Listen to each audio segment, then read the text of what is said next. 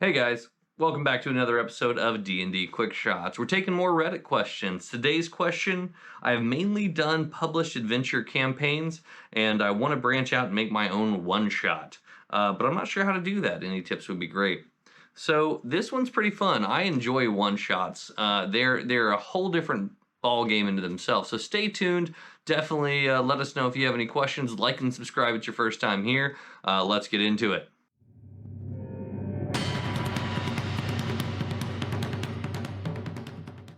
One shots. One shots, if you're not familiar with them, are very, very short 2 to 3 hour sessions that have a full storyline from start to finish. Now, in grander stories, you have, like if you talk about movies or you talk about plays, there's usually a first, second, and third act. And if you're not familiar with those concepts, it's kind of your setup, your meat and potatoes, and then your conclusion.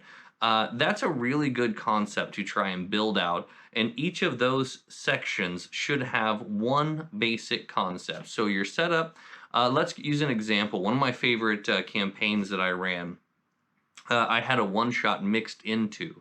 So what happens is the players arrive at this town and they're having themselves some dinner at an inn. Everybody meets in an inn. That's what happens, or in a tavern.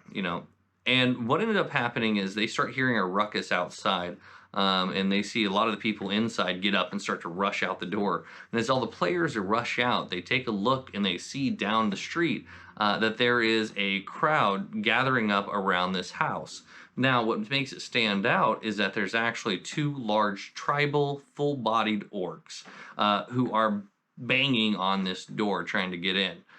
So the crowd, you can hear yelling and screaming. So all the players rush down there thinking, we got to stop these orcs or whatever.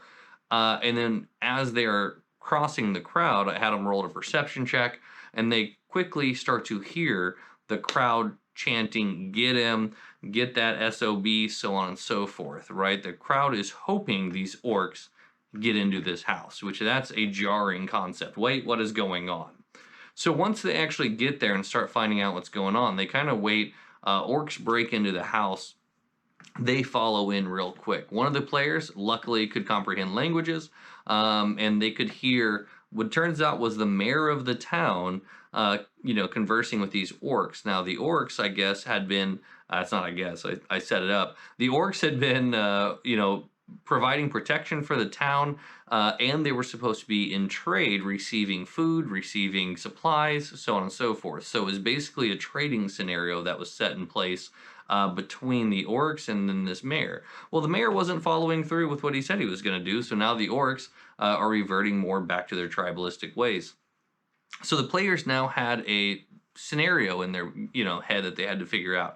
Either do we support the mayor and keep him from being killed and what have you, or do we let them take their justice, however that may be. Now the players let the justice happen, right? They let the mayor get killed. So all of that would be the first act, right? So the second act got a little bit more complicated. So now the orcs came back out, start yelling at the crowd, basically somebody trying to, understand it. Most people couldn't. And they were basically saying, this is what was owed to us. Now either deliver it by sundown or we are going to raise the town.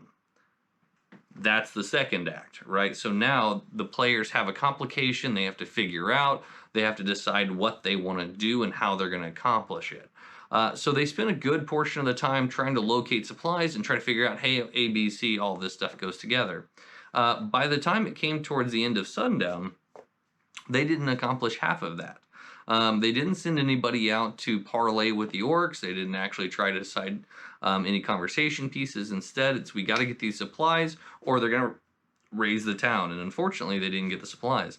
So for the finale aspect of it, they ended up taking most of the players and the townspeople and the children and all of this stuff, and they relocated everybody, pretty far off premise.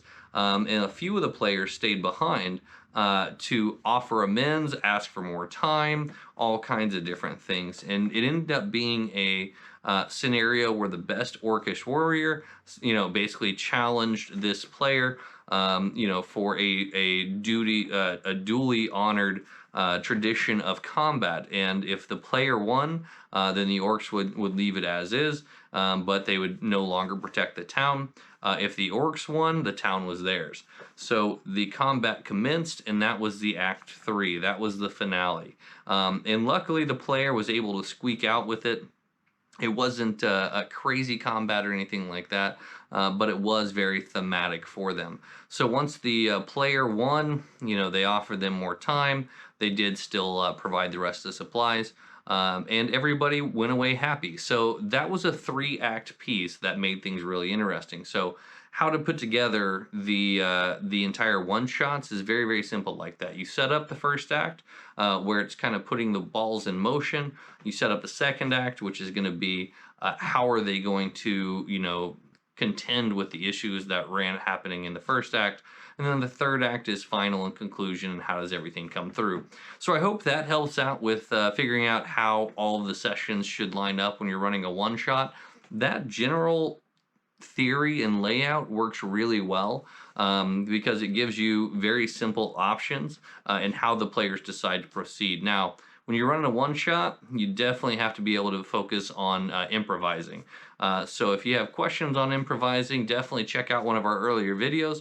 Otherwise, thank you for your time. Like and subscribe. Leave any comments with any questions or anything you would like answered as well. And once again, my name is Brandon with D&D Quick Shots. Have a great day, guys.